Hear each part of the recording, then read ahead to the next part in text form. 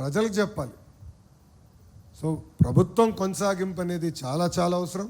ఇక్కడ కార్యకర్తలు అందరం భాగస్వామ్యం అవ్వాలి. ఎందుకంటే మన పార్టీలో ఒక జబ్బు ఉందండి, అలక. ఒక కార్యకర్త ఆవేదనతో ఒక పోస్ట్ పెడతాడు, ఆ సమస్యని పరిష్కరించాల్సిన బాధ్యత మనందరిపైన ఉంది. సో బూత్ స్థాయి అయితే బూత్ పార్టీ అధ్యక్షుడు చేయాలి, గ్రామ స్థాయి అయితే గ్రామ పార్టీ అధ్యక్షుడు చేయాలి, మండల స్థాయి అయితే మండల పార్టీ అధ్యక్షుడు చేయాలి. సమస్యలు ఉంటాయని చెప్పారు, కానీ సమస్యలు పరిష్కరించుకోవాల్సిన బాధ్యత మనందరిపైన ఉంది.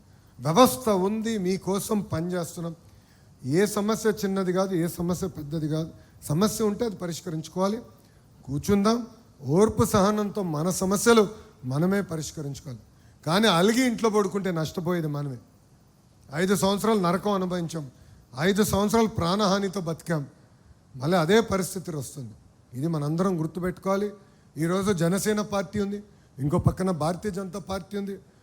మన 3 పార్టీలు కలియక ఆంధ్ర రాష్ట్ర అభివృద్ధి కోసం, ఆంధ్ర రాష్ట్ర ప్రగతి కోసం ఆంధ్ర రాష్ట్రాన్ని ముందలు తీసుకెళ్ళారు. సో మన కుటుంబం కాస్త కొంచెం పెద్ద కుటుంబం. జనసేన ముసుగులో ఎవరో ఒకరు మనం తిట్టాడు, వైకాపోలు తిడతారు. జనసేన అని పేరు పెట్టుకుని ఆ రంగులు పెట్టుకుని మనని తిడతారు. మనకు ఆవేదన వచ్చి మనం తిడతాం, అంటే మన మధ్య చిచ్చు పెడతాం. లేదంటే భారతీయ జనతా పార్టీ ముసుగులో మనం తిడతారు, లేదంటే మన ముసుగులో వాళ్ళని తిడతారు. అంటే మన మధ్యలో ఐక్యత లేకుండా చేయాలని ప్రయత్నిస్తారు.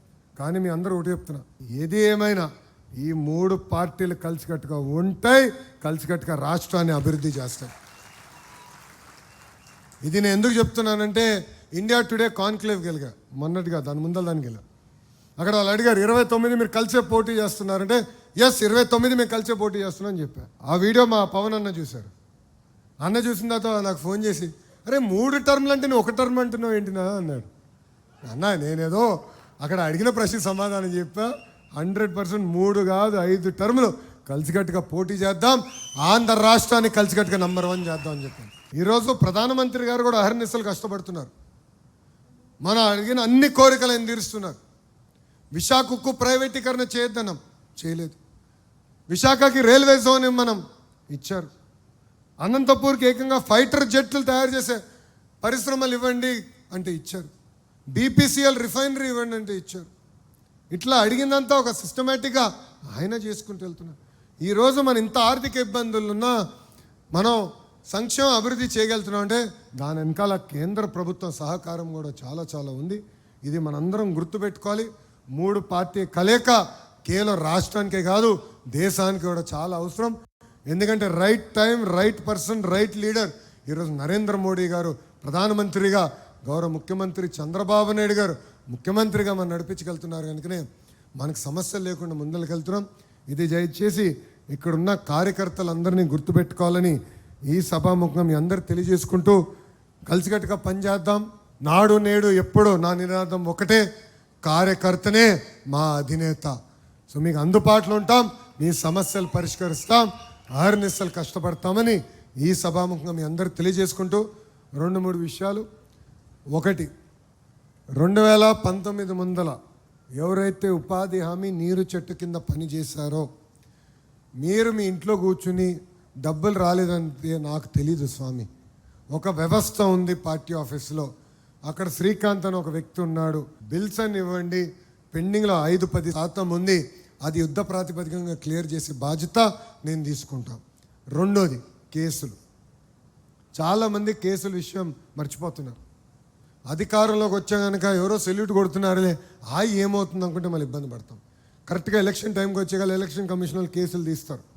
ఆ కేసులని దొంగ కేసులు, చేయని నేరాలపైన మన పైన కేసులు పెట్టారు. నా పైన కూడా పెట్టారు స్వామి 23 కేసులు. 23 కేసులు కానీ ఉన్నాయా? ఎక్కువ ఉన్నాయా? ఇక్కడ ఎవరికైనా ఎన్ని ఉన్నాయబ్బా? ఎన్ని? 23 ఉన్నాయి. 24 అంటే 24 ఉన్నాయి అంటావు. 23? Very good. సో ఒక్కరే ఉన్నారు 23 కేసులు. SC/ST కేసు పెట్టారు. నా పైన SC/ST case, attempt murder case, ఏకంగా ట్రాక్టర్ ర్యాష్ డ్రైవింగ్ కేసు కూడా పెట్టారు. ట్రాక్టర్ని ర్యాష్ డ్రైవింగ్ చేయొచ్చని నాకు తెలియదు, ఆ కేసు కూడా పెట్టారు. అంటే ఎన్ని రకాల ఇబ్బంది పెట్టాలో పెట్టారు. పార్టీలో వ్యవస్థను పెట్టాం. పార్టీ ఆఫీస్కి రాండి, అక్కడ వ్యవస్థ ఉంది, మీకోసం పనిచేస్తుంది. ఎందుకంటే ఇప్పటివరకు మా దగ్గర ఉన్న సమాచారం మేరకు సుమారుగా 3000 FIRలు ఉన్నాయి. దాంట్లో 30,000 మంది పేర్లు, యూనిక్ పీపుల్ పేర్లు, 30,000 మంది కార్యకర్తల పేరు ఉంది. 80% ఇప్పటికీ క్లియర్ అయింది, 20% పెండింగ్. దయచేసి నిర్లక్ష్యంగా వివరించదు కేసులు ఇష్యూ అని నేను ఈ సభాముఖం మిమ్మల్ని అందరినీ కోరుకుంటూ అహర్నిశలు కష్టపడదాం, ప్రతి గడప దొక్కుదాం, ప్రతి బూత్ గెలిస్తే నియోజకవర్గం గెలుస్తాం. నేను 91,000 మెజార్టీతో మంగళగిరి గెలిచిన, కానీ 20 బూతుల్లో ఇప్పటికీ నాకు మైనస్ ఉంది. 20 బూతులు సమీక్ష చేసుకున్నా, ఆ 20 బూతులు ఎందుకు మైనస్ వచ్చింది? నాయకత్వమా, మన ప్రవర్తననా, దేనివల్ల ఇబ్బంది పడుతున్నా అనేది నేను సమీక్ష చేసుకున్నా. సో 91,000 మెజార్టీ వచ్చినప్పుడే నేను అంత కష్టపడుతుంటే మళ్ళీ మనందరం అంత కష్టపడాలి.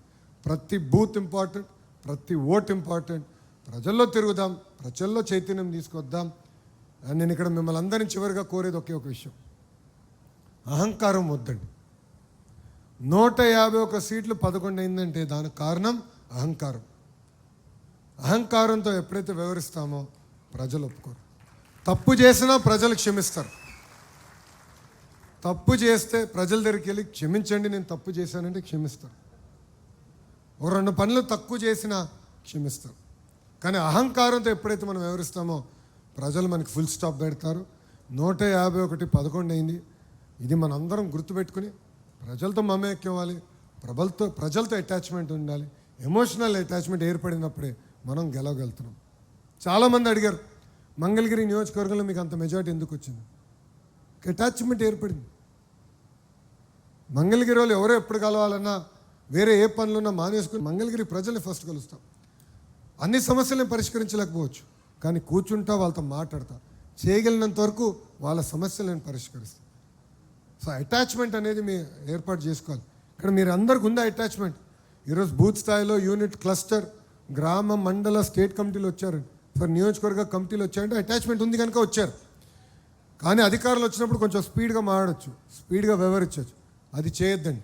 అధికారంలో ఉన్న ప్రతిపక్షంలో ఉన్నట్టే ఆలోచించండి, అట్లనే పనిచేద్దామని ఈ సభాముఖం మీ అందరికీ తెలియజేసుకుంటూ అహర్నిశలు కష్టపడదాం, పార్టీ కోసం పనిచేద్దాం. అంతేకాకుండా ఒక చిన్న విషయం మర్చిపోయాను, కార్యకర్తల ఆరోగ్యం చూసుకోవాల్సిన బాధ్యత నా పైన ఉంది. ఇక్కడ ఏం జరుగుతుందంటే, క్లస్టర్ యూనిట్ వాళ్ళు ట్రైనింగ్కి వచ్చారు, రక్త పరీక్షలు చేయించాం.